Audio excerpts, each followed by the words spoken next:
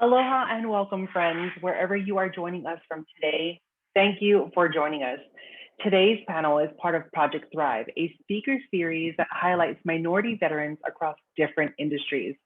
It is a program that's intended to address economic disparities faced by our community through education and access to opportunities. The goal with this program is to create lasting change for our community through empowering us to achieve equity and thrive rather than survive. Today's panel is about the arts, entertainment, and creative work and has some of the dopest folks that we know on it. We really want the folks watching today to see that creative pathways are out there and there absolutely is success in these spaces, as well as to really open up the hardship folks face in getting to where they are as minority veterans. So without further ado, I would like to introduce to you all our distinguished panelists. First, we have Brittney Chantele, who uses they, them pronouns. They identify as multiracial, queer, and non-binary. They are fine artists, hip hop artists, activists, and creators. They are local to Pittsburgh and have a really awesome album out about their military service called The Golden Opportunity. And if you have some time, you should check it out. It is really good. They've had some challenges in the space and would be is a good person to talk about what that looks like and how they've navigated some of the biases.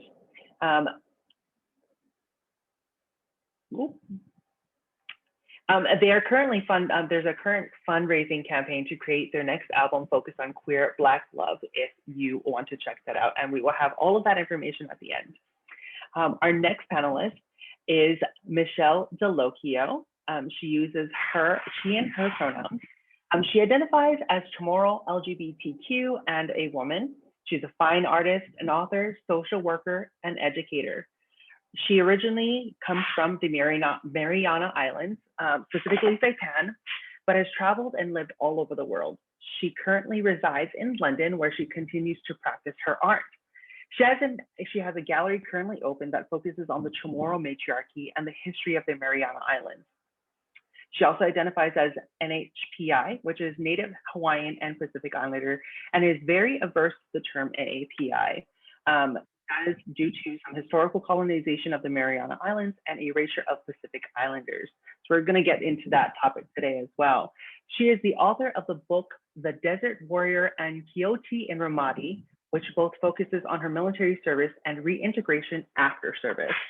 She has faced a lot of discrimination and silencing in the years she's been writing and creating art. And she is also the creator of the YouTube webcast, The Veterans Art Studio. And last but not least, we have one of our very own MVA folks, T. White. She uses she, her pronouns. She identifies as a queer Black woman. She's an MC, a performer, a spoken word artist, a poet, and an overall on-air personality. She has an incredible energy and it's hilarious when you get her going, guys. So I'm super excited to have her on the panel. She's been navigating post-service reintegration and has been working with MBA for over a little over a year. And she's also the MC and creator of Simply Tea Poetry LLC and the Shift Convo podcast. And I am your hostess with the mostest, Laila Ireland. I'm so honored to be moderating this panel of esteemed guests. Thank you all to our panelists for being here with us today. How are each of you all doing? Doing wonderful. How are you? You know, it is early in the morning in Korea, but we are doing it. So we're here today. Okay, so I first want to start off with asking, where are you all joining us from today? I'm in Pittsburgh, Pennsylvania right now. I am currently in Charlotte, North Carolina, the Queen City. And I am currently in London, England. Awesome sauce. So we are everywhere. We are covering the entire world right now. Awesome, guys. Okay, so I'm just going to start off with, some abbreviated paths to where you are now. How did you guys get there? And if you can share with us that path for us. And anyone can take it at any time. Okay. I'm a self-taught artist who's been drawing and creating for years and all my life as part of my life journey. I've always wanted to incorporate art and mental health into a profession, and I joined the Army to help make that happen. But while I was enlisted, I was voluntold to do a lot of projects, which were obviously pro bono. But after I got back from Iraq and got out of the Army, I lost my artistic mojo. It just disappeared. Nothing was the same. And I didn't get that back until I got involved with a Native veteran arts group in Arizona, which was about maybe 6 years later. And fast forward into the future, I'm an arts-based social worker. Awesome, awesome. Brittney or T, anyone of you can take the question. All right, so I started out as a writer, right? I was just writing what people call poetry. They were my feelings on paper. Eventually, I started writing harder when I got deployed. When I came off deployment, I met a bunch of dope artists out in Killeen, Texas. Shout out to them, that kind of molded me and taught me how to do this spoken word thing. Started competing, all that jazz. And then I kind of just got more comfortable speaking and talking and learning how to write and perform. And it kind of just became more and more.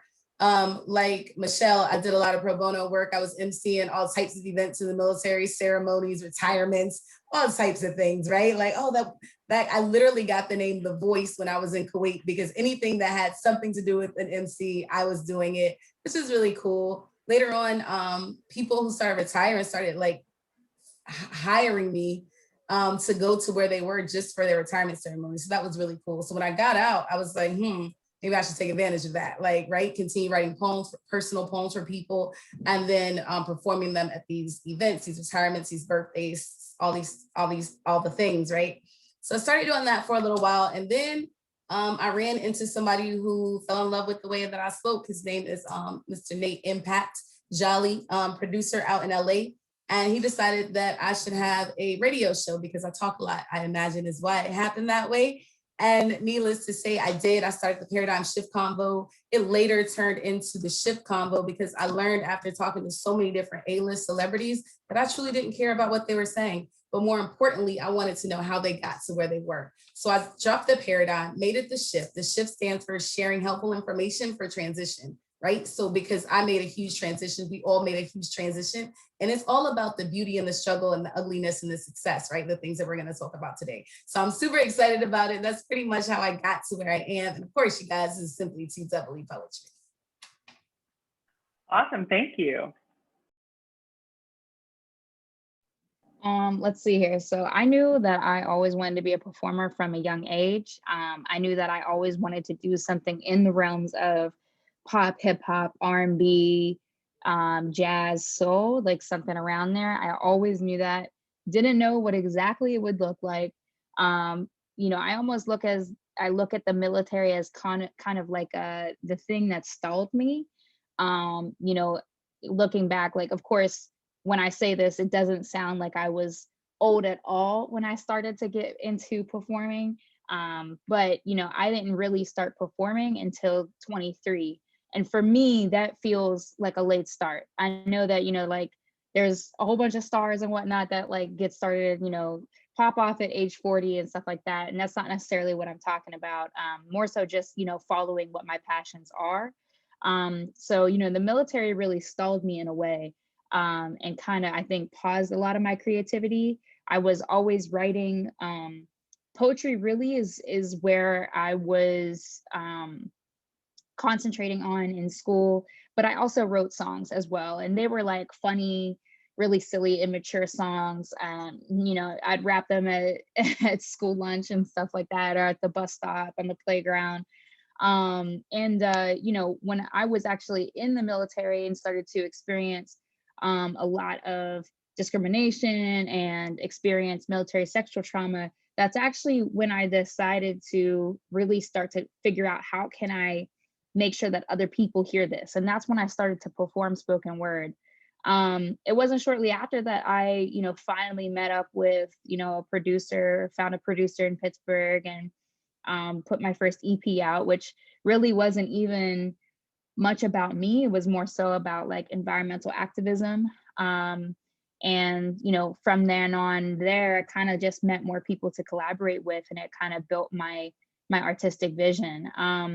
Yeah, I mean, you know, I think that there's so much more to say. This is a summarized version, but yeah, I guess, you know, that's how you could say I'm here right now.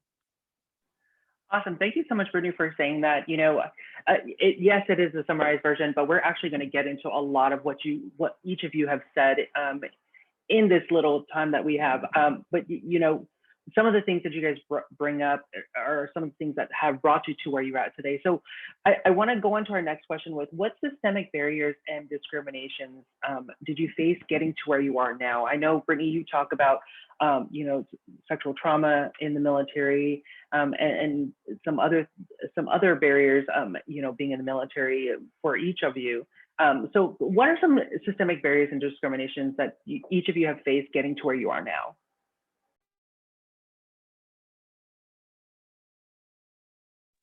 That is such a loaded question. I know it is. wait a minute. Like I know we're going to like definitely be like repeating each other and just agreeing. But I'm gonna tell you a couple, right? So I even one that people know a lot about is the one that I have a poem about, and it talks about the idea of being a veteran and being a Black person first. And how like my Black does not override my patriotism, right? So people don't see that. And it's unfortunate because unless people see it, then I'm still Black. So that becomes like a huge issue too, right? Oh, we didn't know you were a veteran, our bad, like, but I was still like human first. So that should have mattered. So I run into that a lot. I get a lot of love after people find out that I was a veteran, especially when I get a little hesitation and friction because I am Black. Now I might can afford what I'm trying to get because I am a veteran, or perhaps I have the ability to learn and adjust based on the fact that I was a veteran.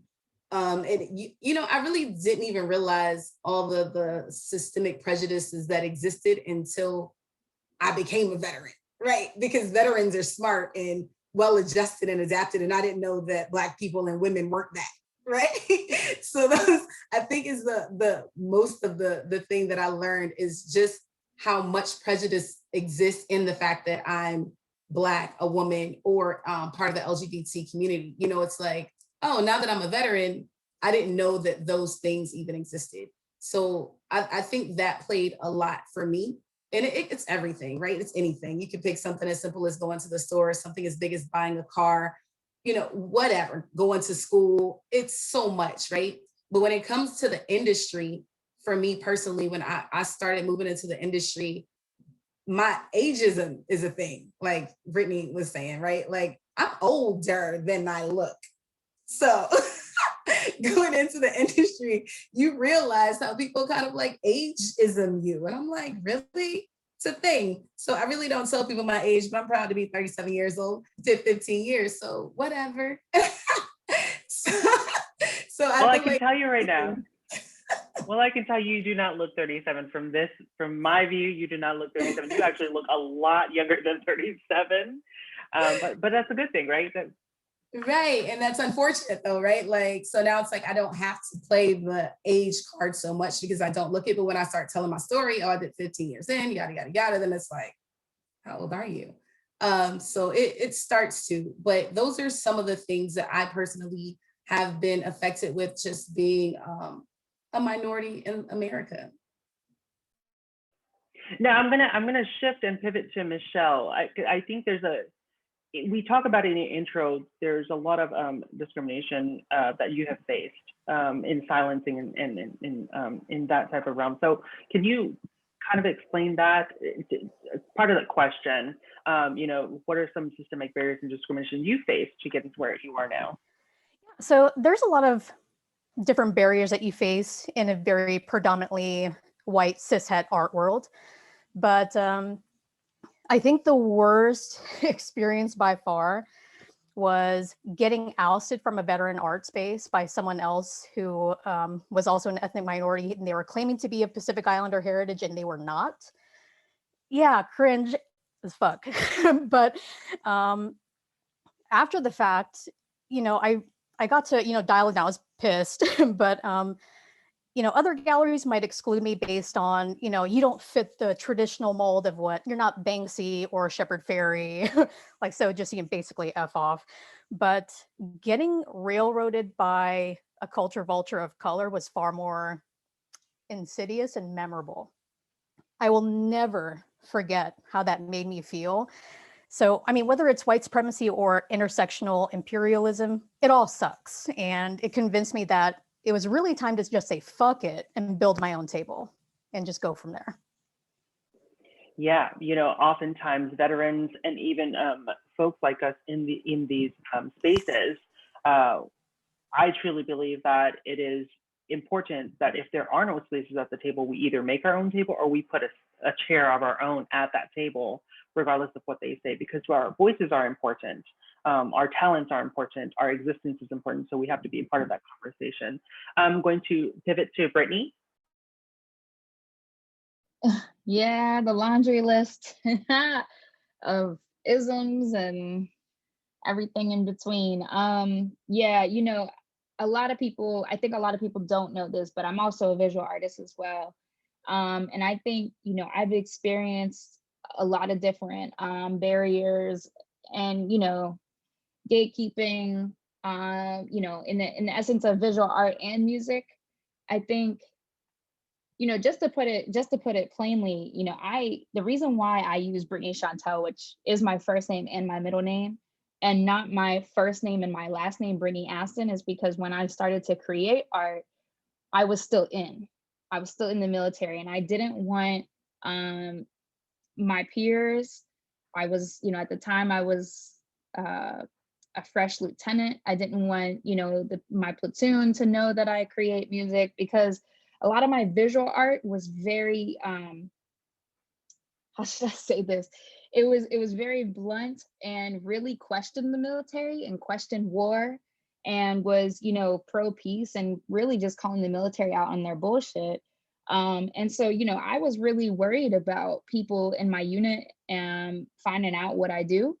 And so that alone, I think, can tell a lot of people, just the fact that I used essentially a different name to make sure that people didn't know, that I do art, and it's like, why is that? Well, because, I have, for things that I boldly said, or, said my opinions, I have received backlash from, I did receive consequences for, and it's really things that is freedom of speech, that is, no matter, even if I'm in the military, I should still be able to say without any backlash. So, there's that. And I think that was a huge barrier in me starting out. And then, obviously, the things that were already mentioned, white supremacy in general, sexism in general, homophobia, huge one. And also just like access, I mean, like when it comes to my first EP, I listen to it now and like, I almost kind of cringe. And, like my biggest fans, my mom and, my A1 fans, they still love that EP, and they still love, the message that I'm trying to spread with like anti-fracking and, water is life. But I kind of cringe when I hear that album. And it's because I didn't really have access to the producers that I really wanted to work with. I didn't have access to the songwriters that I really wanted to work with. And, that it's very layered as to why that is. But, a big part of it is just access, as a woman, as, I mean, you could put all the identities in there. And it's just, that's one of the reasons of why I am fundraising right now, is because like I need access to the people that I want to work with. And it really shouldn't be this difficult to get to produce art. To have all of these ideas swirling in my head and not be able to do anything with them. Like it just shouldn't be that way. Thank you for sharing that, Brittney. Each of you have brought up in this conversation, what you guys have, what y'all have gone through to get to where you're at now, and some of the stuff that you all have faced. More importantly, I think, Brittney, to what you said about your, you look back at your first your first EP and you kind of cringe at that. I think every artist, and I think it's safe to say this, that every artist kind of, when they look back at their very first piece, there's a magic about it, right? There's a magic about, this is my first. And although when you look back and you say, I can't believe I did that, you know, I think you still have some pride about it because that is your first, right? So look back at that and look at what you're doing now. And you're really impacting the community in ways you never thought you could, each of you. And so that's important. That's important to remember. Trust me, I get it. As an artist myself, I love to sing. I performed everywhere. And I remember my very first performance and I flubbed. It was like Eminem on the stage and I was wanting to puke everywhere. So I get it. But have pride in that. I think it's very important to have pride in that in your very first piece because it's important. It was your stepping stone to where you are today, right? I'm going to segue into this next question because it's what we've talked about already. You know, what was your expectation in your craft versus the reality of your career in industry today?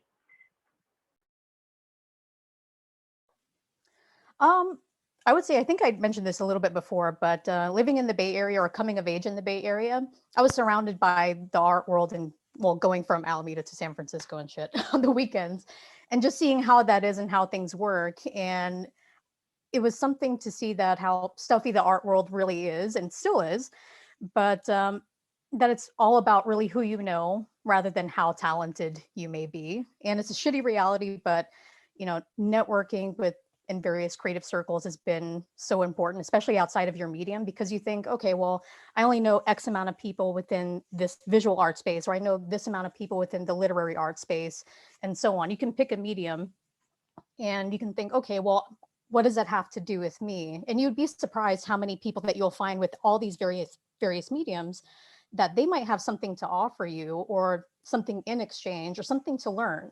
And I think that's really important as part of the journey, is that don't take anything for granted, that even though we're so limited on opportunities, that there are opportunities in places that we least expect, and we'll find our allies and our co-creators when and where we least expect. Yeah, I think that's important.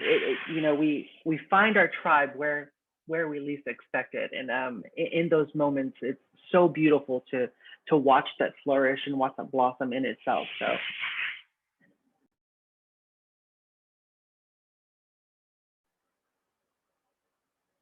She or Brittney? I'm always waiting on Brittney. I'm always waiting on Brittney. Like, I am an ordinary personality. I will talk through this whole panel, Britt. You better get it in. Like, if they don't get it in, I will be getting it in for everybody. I will talk for everybody. I'll be like, as Michelle DeLuca, I definitely understand. So as far as me, I feel like I honestly, I talent, like Michelle was saying, talent is dope, right? We have that. That was easy. The networking, I pretty much had on lock when it came to the spoken word community, right? It was actually relying on those two things to make me amazing. Like, oh, Simply See Poetry's out the military now. Let's bring her to Vegas. Let's bring her to Cali. And I'm like, oh no, I have to do the work. Like, y'all want me to write more poetry. Y'all, like, I had to become an entrepreneur. Like, I had to go website. I had to get like all these other people that my peers that on a performing level, we were equal, you know what I mean? Or I was right underneath, you know what I mean? Like, I was on their heels. So now that I'm out, I'm like, I got time on my hands now, you guys, like, let's go. But I didn't have everything they had. Like, I didn't know that they were building a business behind their talent. So I took, like, thank God for COVID, sorry, but I took like a year off because I ain't had nothing to do. And so, like, I created a business around me. Like, it is not Simply See Poetry anymore. It's Simply See Poetry LLC. And now I got work. Now I got numbers. Now I got a business, and entrepreneurship is real. Yo, shout out to all the entrepreneurs doing this thing because it is difficult. So I had everything, but I didn't have the paperwork. You know, I had everything else. I had people, I had the way, the talent, but they're like, they can't find me on anything but like random videos on YouTube that look horrible, sound bad. So now I got to put in money to make videos. Brittney can fill me on this. Michelle can fill me on this. Now we got to make our stuff look better than you know what I mean, it felt when we did it. Now we got a presentation is key, and people don't know me. And then the people who are paying my friends because their presentation is well put. And they can talk about me all day and how amazing I am. But at the end of the day, you can just cash at me because I don't even have an invoice thingy for you to, so I had to get my life together. If you want big money, you need to put in some work so people know you're real about what you do. So that was kind of like what kind of like put me in a different position where I hadn't been working like I thought I would be working, because I've been working on looking like I've been working for the past 20 years. Thank you for sharing that, T. Exactly. Dreams, making dreams work takes work, right? And you three are no stranger to that. Getting the work in and making sure that it's done, whether you fail today and succeed tomorrow, you guys are still there, making it happen. So thank you for sharing that, T. Brittney? I gotta bounce off of that, what T just said. Two things really for me, is one, is how much money I really am going to invest in myself through this. I did not expect this much. Full disclosure, we just wrapped up my taxes with my accountant, and I found out that as Brittney Chantele, now I have a full-time job with a local nonprofit, but as Brittney Chantele actually made negative $18,000 in 2020. And people ask, how is that possible? You're running a horrible business. No, it has nothing to do with that. It's the fact that a music video is $2,000, $3,000 a pop. It's the fact that, I need styled. I need my hair done for the music video. I just started just with makeup. I wore makeup for the first time like a month ago for a performance. So it's like, you got to pay people. And, I can't be out here saying like, pay me as an artist, respect me as an artist, and then the people that I collaborate with, I don't pay them. So my songwriter, my producer, it really goes to like extensive lengths of how much I have to invest myself for people to see me and take me as serious. Because you can get every once in a while, someone can become famous off of a very simple TikTok or a very simple, reel on Instagram. But, how often is that? And I can't bank on that always happening. I got to invest in myself. So, I think that was one thing that I did not realize stepping into this. If you would have told me I was going to go negative $18,000 in the hole, just investing in my art practice, I would have called you crazy, like straight up. And then the second thing is, which is kind of the same thing, but how hard it is to get seen. And, Michelle hit on this, especially, I'm not going to say that it's worse than any other medium of art, but with music right now, we're in a place where anybody can put their music on Apple iTunes. Anybody can put it on Spotify, right? You got your SoundCloud rappers, right? You got people on every platform who are trying to do this and trying to make this happen. And I really don't believe in competing against them. I think that we can all be great. We can all succeed. But the reality of it is that the more people there are, let's say on Spotify, the less chances I have of my song being heard by somebody at random, right? Like there's just more content for people to get through. And now even we're seeing data firms are being hired by, record labels or PR or whatever it may be that could really get you popping as a music artist. Data firms are being hired to basically monitor algorithms. And so if I dropped a music video tomorrow and within 5 hours, I got 1 million views, that data firm will know that and will basically say, hey, labels and other people, important people, look at this. You might want to look at this artist, right? To go make money off of them, right? So I'm essentially like, I'm up against algorithms, I'm up against things that I don't even really know how to be up against, like they say, know thy enemy. I don't even know what, what I'm saying? I don't even know my enemy. I don't even know what the algorithm is. So I'm at this point where, it's getting very, very frustrating. It's good if I'm being honest, I can do I can drop written Wednesdays. I can drop get to know me Fridays. I can drop music videos. I can drop a project every single year. I can do visual art on top of it. I can, I do all this stuff. I performed last year, or I'm sorry, before COVID, I was performing 4 times in one day. I would have like 16 performances in a weekend, like running myself dry. And it's like, I ain't gonna say I'm not better off than what I was in 4 years ago. I had definitely grown. My fan base has grown, everything about my artistry practice has grown, but I'm definitely not where I thought that I would be at this time, which is, a fully signed artist with a deal. So it's way harder than what I thought it was gonna be.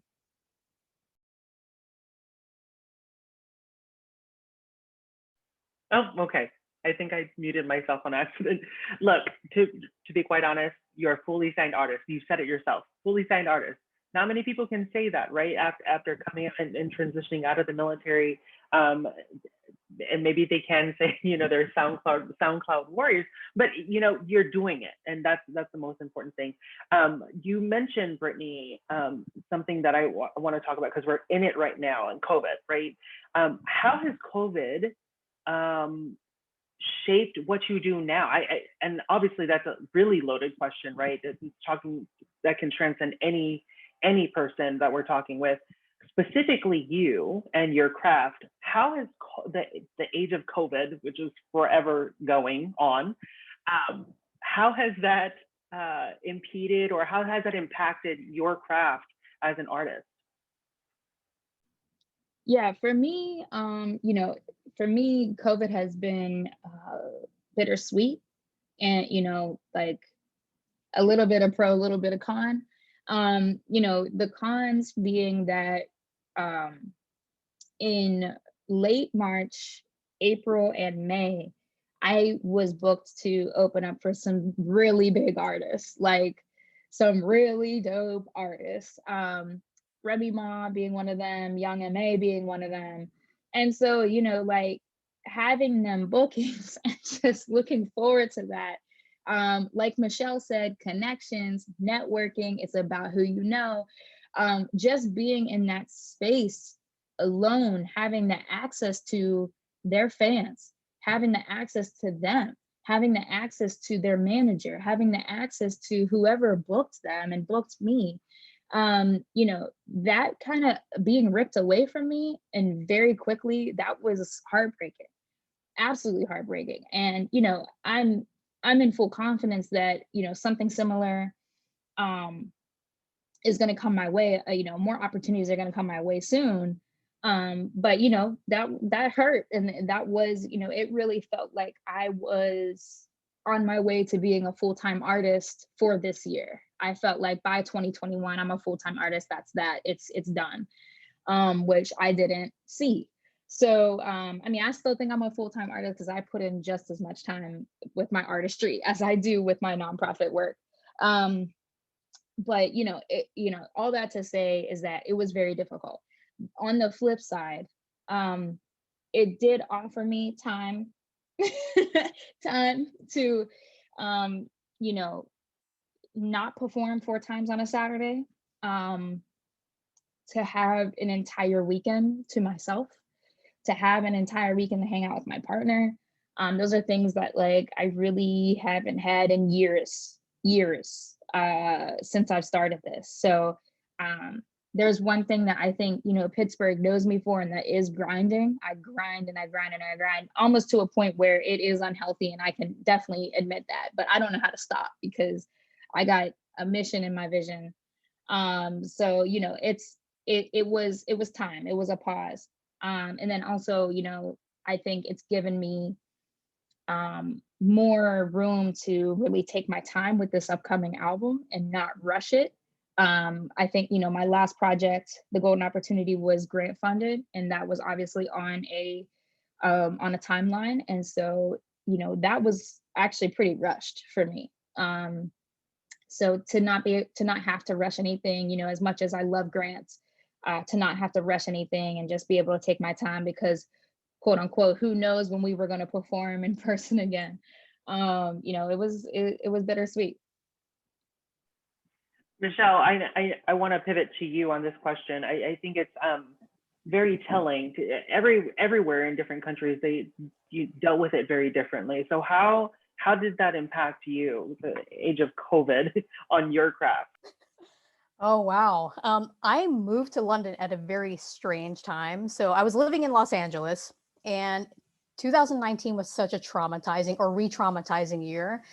And I was going through ISTDP, which is an intensive therapy for PTSD and major depression. And I was doing full-time social work, doing homeless veteran outreach in everywhere from Boyle Heights, Skid Row to Long Beach. And I was burnt the fuck out. Like I was just done by that time. And when the re-traumatization hit, I was just like, I need to go back to therapy. Like I need to go talk to somebody because I am, I was running on fumes before, but even the fumes were gone.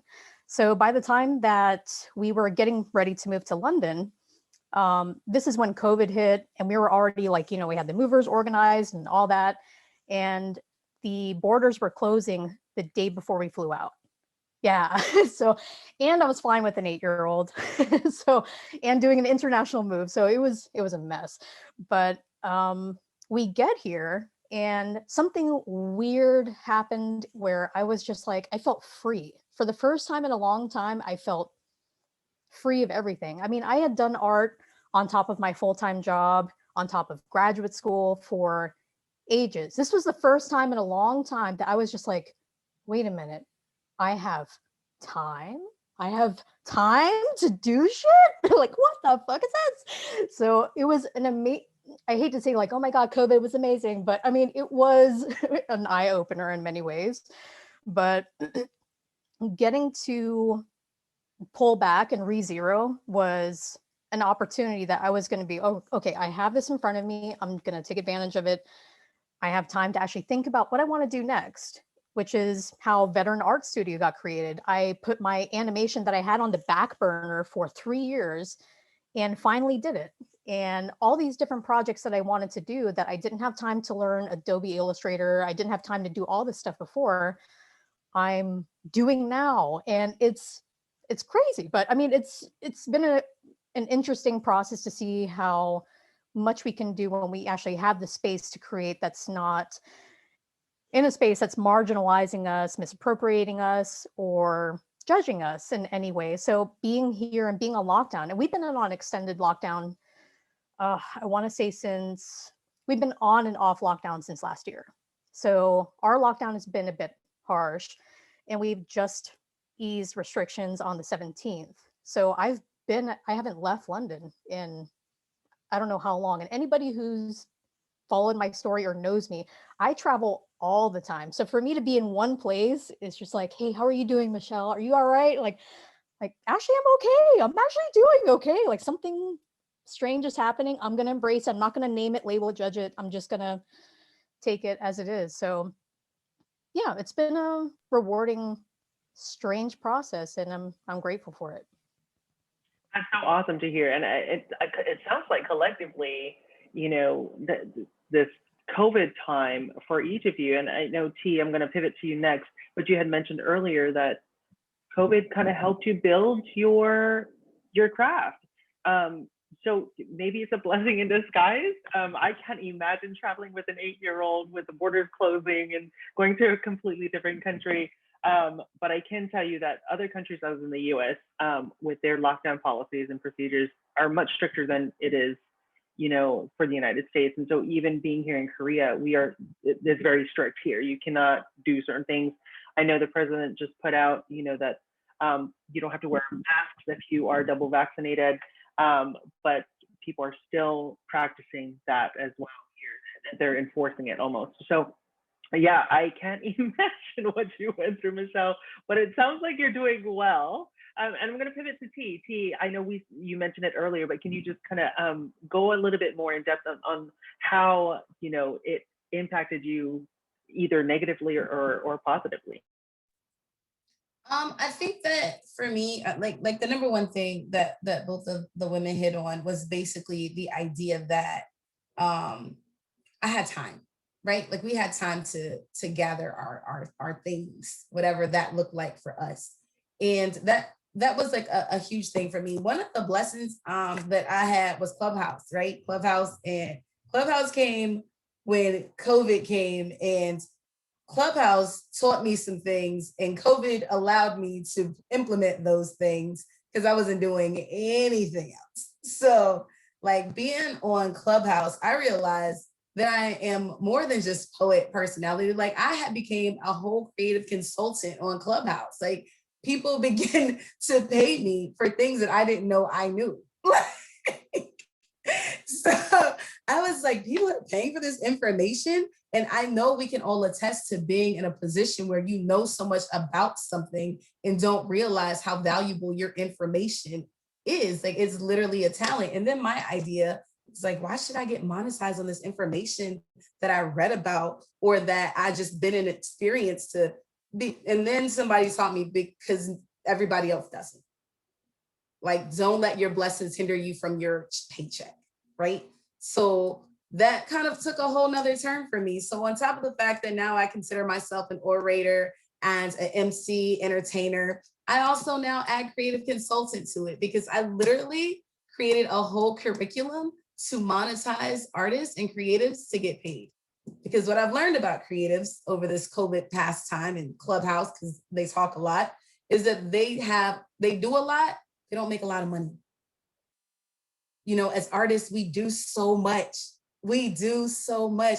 Brittney's over there making videos. Michelle's over there trying to figure out the NFT game. Like we do so much trying to make money off of what we love. And then so much we get caught up in doing our art that we forget we're entrepreneurs. So this is a business. And so I think it's so important. And what I learned being on Clubhouse, because I had nothing to do, nobody's going anywhere. So I'm just listening to this podcast called Clubhouse and these different things. And I learned that I would go into rooms and hear these creatives say, oh, I'm a photographer. And clearly my computer wants me to do something. I'm a photographer, or and I skateboard and I do this and I do that. And they did so many things. And people are like, what do you do though? And like, we can't decide. I also make smoothies for people and teas for the homeless down the street. You know, like, what do you do? You know, and so I work now with creatives to help them figure out their true purpose, not what they do, but why they do it, and then try to monetize the talent. And I owe that honestly to COVID, because if I didn't, I would be trying to be an artist and get on somebody's stage and do these things and not learning how to really scale myself. Because as an artist, we have to learn to scale ourselves, because we work off the fact that, you know, we're rappers and we paint. And I'm like, yes, but you got to do something else, because you can't paint your 24/7. But we have to learn how to monetize better. So I actually created a whole curriculum because of COVID. So thanks, COVID. I'm back in school teaching other people. Well, entrepreneurship at its best, right? Entrepreneurship at its best. So thank y'all for sharing that. I think it's very important to hear that even in the midst of a world pandemic, that we are able to, you all are able to find some shining light in it, instead of, you know, just wallowing in the sorrow of, oh my gosh, it's COVID, I can't do what I love. You're still continuing to move forward, and that's what's important. I'm going to segue to this next question, because you all talk about your challenge and what you guys have gone through and what you needed to get there. So what skills did you need to develop as you moved from transitioning as a service member to the arts and entertainment industry? Because I know you take what you learn, but did that necessarily come across with that? So what skills did you need to develop as you moved from transitioning as a service member to the arts and entertainment industry? We gonna wait for Brittney, because Brittney gonna talk first. Let's go. I will talk first if that's cool. Well, I mean, like, I don't think I needed to develop it, because I'm a huge, believe it or not, I actually am a huge talker. So I didn't really need to develop it, but networking is just a must. Like you gotta know how to talk to people, and it really, apparently someone is just trying to call me right now.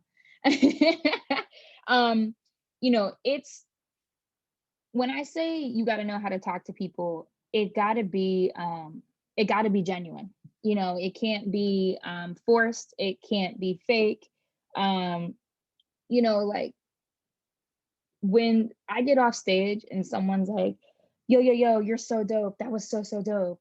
You know, thank you. Cool. What's up? What's your name? Like, how long have you been a fan? What's like, what, you know, what's your favorite song? You know, you gotta know how to talk to people, because it's like, yeah, they want to tell you that you're so, so dope, but like, they also want to like have a conversation with you, you know, like to them, you are this person on stage that is like, the fact that they have a chance to talk to you is just so amazing. And like, not to downplay it, but like, I'm just a person, right? Like, I'm just a person, and they are a person as well, and I'm sure that they do really cool shit as well. So I want to know, like, what cool shit do they do? You know, who knows, this could be the next person that I need for a really dope music video. Maybe they're a dancer, maybe they do like some cool popping and locking, and I want them for a music video, you know? So you got to know how to talk to people.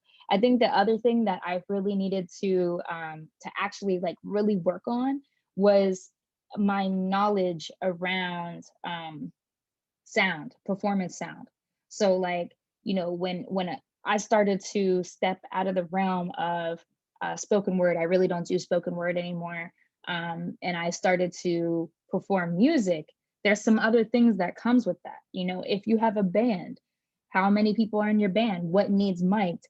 When I got in-ear monitors, you know, what do you want to hear while you're singing? And I'm like, what are you talking about? What do I want to hear while I'm singing? I want to hear myself and my band. They're like, no, like how much trumpet, how much drums? And I'm just like, what are you talking about? You know, just having base knowledge of performance sound has helped me so much. And, you know, you can look back into my YouTube videos of me performing live, and you can really tell that like either I can't hear myself or there's way too much drums in my ears. You can, you know, I think a lot of people can tell that, and they can kind of see the difference of me performing live 3 years ago or 4 years ago and me performing live now. It's a lot more clean and a lot more, you know, it's professional, and I think it sounds better and looks better. So yeah, you know, like just knowing the ins and outs of your craft, because you know, you can be a performer and say like, I'm a singer, I'm gonna get up there and sing. There's a lot more to it than that. You got to know the background, and you got to know what your sound engineer is doing, and the kind of work that they put in. Michelle, I'm going to pivot to you because I know you unmuted yourself really quickly when I asked the question. Go ahead. Yeah, I would pretty much reiterate the same thing. I mean, it's a lot having to do with understanding what you need to know within your craft. But I would say the value of time, as T said, was just invaluable in a lot of ways too, because between having to balance, you know, whether it's a full academic load or a full-time job, having to understand what it takes to create a website, understanding e-commerce, understanding different payment systems, understanding taxes and royalties and what that means for your overall income, if that's just supplementary income or if you're relying on that as your primary source of income, branding and marketing after that. But most of all, networking. I would say the same thing as Brittney said, that when it comes to networking, people are not just interested in your art, no matter what medium it is.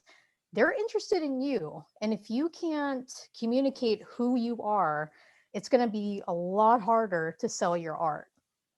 And it doesn't matter what medium it is anyway, but I really think that there's a lot of value in understanding that, you know, you really have to take a human approach and just be genuine, be yourself, and don't worry about what anybody else thinks, and just present your best self to the world, because you can always learn UX and UI and, you know, Adobe Creative Suite in your spare time on YouTube or whatever platform, because there's tons of them now that actually teach it, especially during the pandemic.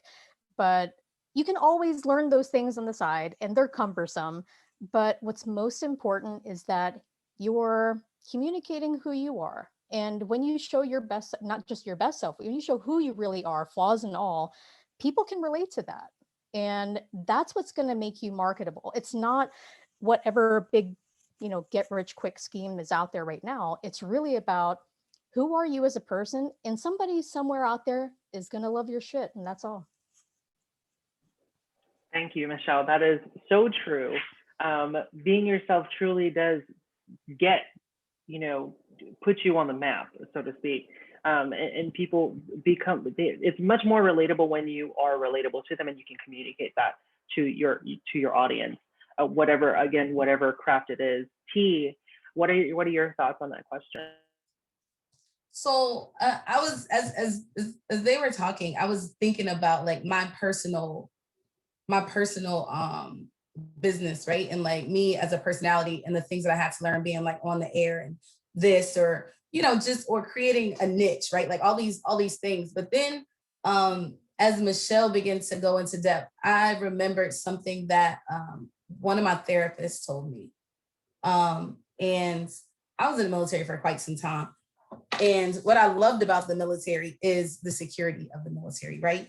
It basically boils down the difference between like an institutional construct versus like freelance entrepreneurship. They are complete opposites. And I grew up in the military for 15 years with security and safety right on my shoulders. And then out of nowhere, I shifted to a place of freedom, which ultimately is like, oh, I'm free. I don't have caps. I don't have time to wait. I can make my money as quick as I want to. I can do all the things because there isn't constraints to my left and to my right.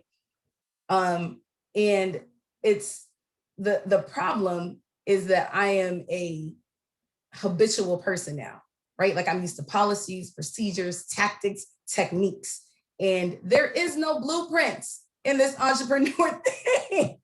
Like they're in the military, they was like, do A, B, C, or you can do D, C, D, A. Either way, you're going to get to the point in which we want you to be. And you're going to get there with all the equipment and personnel that we need you to have, right? It's beans and bullets. And over here, it's like, yeah, you could have A, B, and C, but that doesn't mean you're going to get where you want to be. So you might need this and this. And there's just so many other things. There's all the things. And none of the things might work. You might have to scrap a thing to start a new thing. And I'm just used to somebody has done that for me for years. And now we've got it right. And as much as people like to think that there's a certain blueprint, and there is, but at the end of the day, you are your biggest or worst enemy. Like I'm an amazing creator and business owner. I am a horrible employee. Just throw it out there. So Simply T Poetry LLC will run smoothly as Simply T Poets did more work. And so that has truly been like the difference is like, there's no rhyme or reason to this. You'll mess up and you will fail forward or fail back. The choice is yours. But in the military, it was like, oh, we got you. And they pick you up and they keep you going. And that does not happen on this outside world. You are right. It surely does not. And that's the crazy part. We all come from the background of, there's uniformity and there's a discipline. There's a certain type of discipline when you have to do things. And the choices are pretty much given to you on a platter. Like, this is all the choices you have.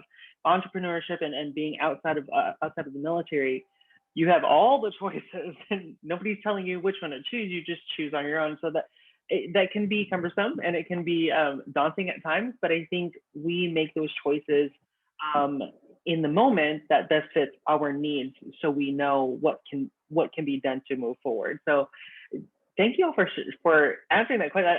I learned a little bit more about entrepreneurship and the things that you guys have to go through, to make it in what you're doing.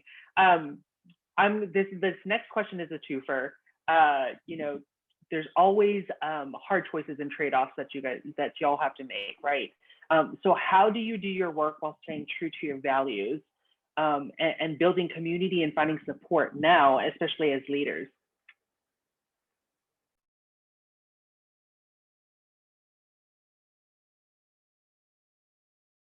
Brittney, you can go. Brittney, Michelle, you can go ahead and I saw the wheels turning. Yeah.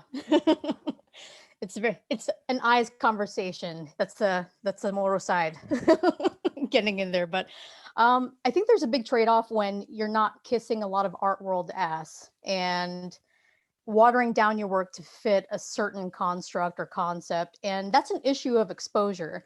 And I know we were talking about networking quite a bit, but staying true to your projects and your eras, and just concerning visual art, I do have several eras where it's just, desert work or desert photography, or, like my recent exhibit, Fuetsem Famalaan, which is about Chamorro matriarchy, things like that. Pulling back on trying to toe the line for any organization or gallery has been a benefit to me, actually, because it's resulted in me getting commissions that I actually want to do. And because I stayed true to that, I end up getting approached instead of constantly throwing my net out and thinking like, will somebody like please fucking see me?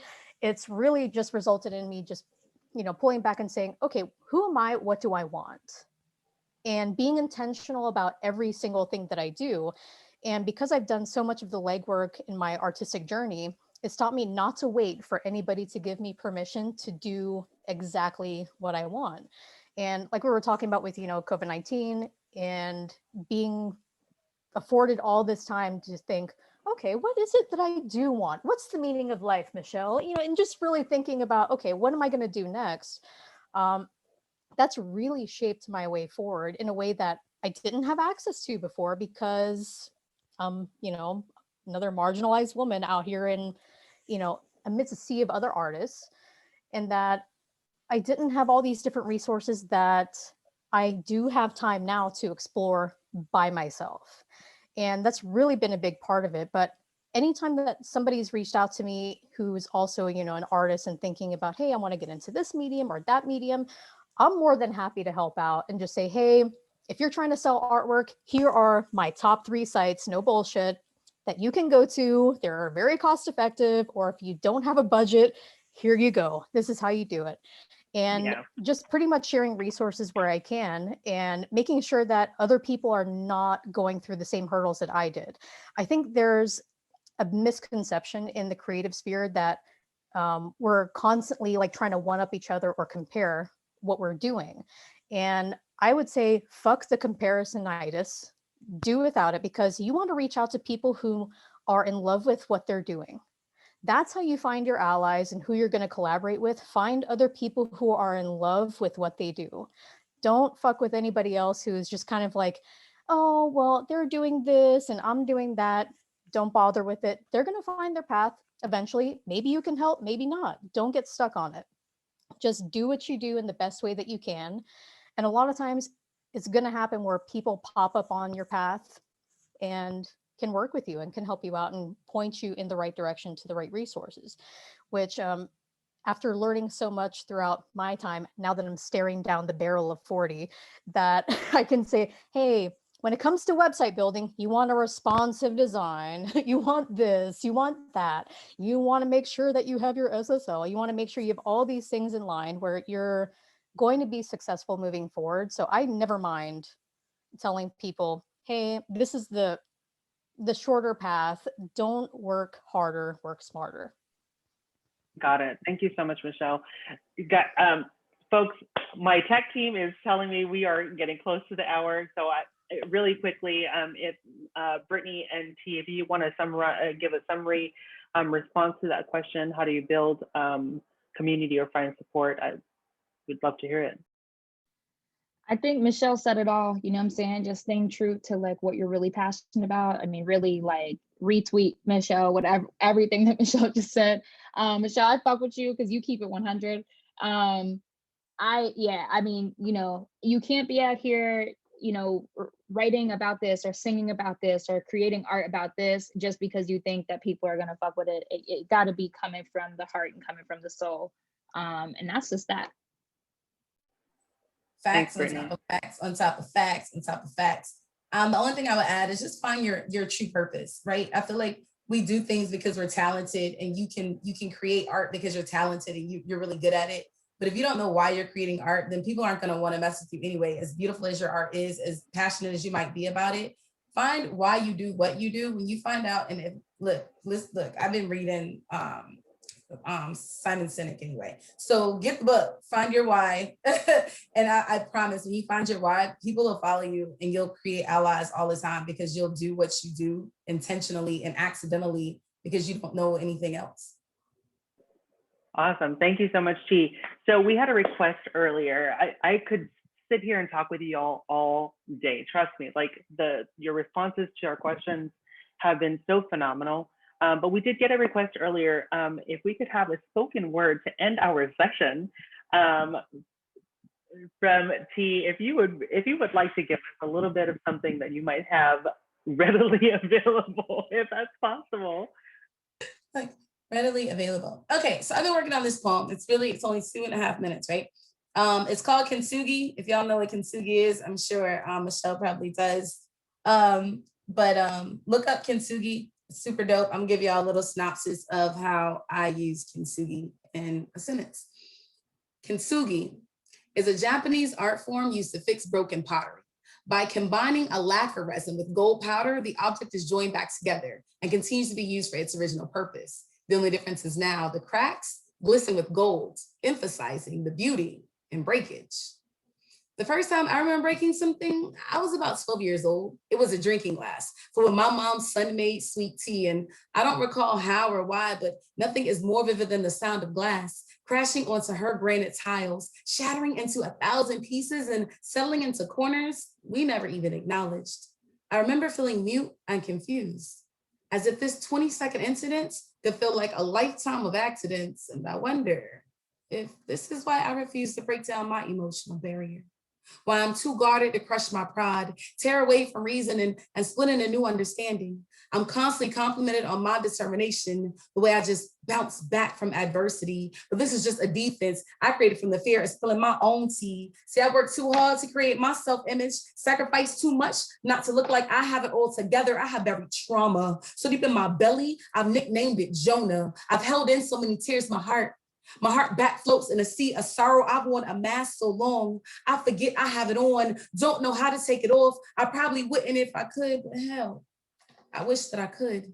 I wish that I could just recklessly abandon my character onto a granite tile, examine the contents, and then address each one of my damaged memories. I wish I could then mend them all back together with the 24 karat glue, to feel the freedom of admitting I was a victim and accepting that I am a healing survivor while my wounds are just cracks, outlining my identity by repairing them instead of repressing them.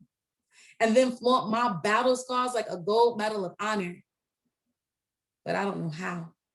You see, that day, my mother cleaned up the mess that fell from my 12-year-old hands and carelessly disposed of each fragment. And well, we never talked about it. And now, this is how I deal with my own trauma. I'm programmed to deny the pain, camouflage the burdens, and paint an illusion of perfection with a tongue-tied bow on top. You see, in Kintsugi, when something is broken, it is not the end of its lifespan, but rather an essential moment of its history. And I've learned that things break, but that doesn't mean they can't be useful.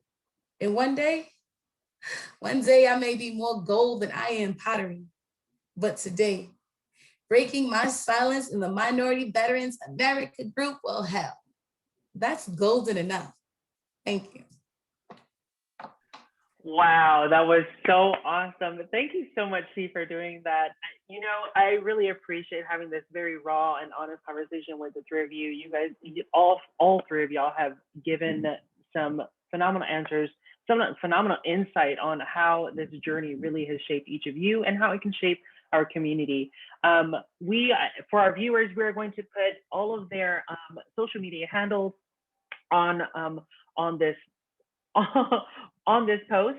If you guys want to check that, I'm encouraging each and every one of you that are watching, that are viewing this, please go and check each of them out. Please support our artists, our veterans, and just to learn a little bit more about them. But thank you all so much for this wonderful conversation and joining us today with MVA on Project Thrive to have this conversation. I absolutely love you guys, and I hope the best in your crafts and moving forward. Thank you guys so much. Thanks, Laila. He's amazing. Thank you. Thank you. Thank you for having us. Thank you so much.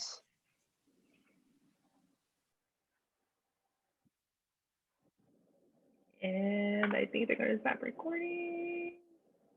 We're still recording. Give me 1 second, guys. Jason.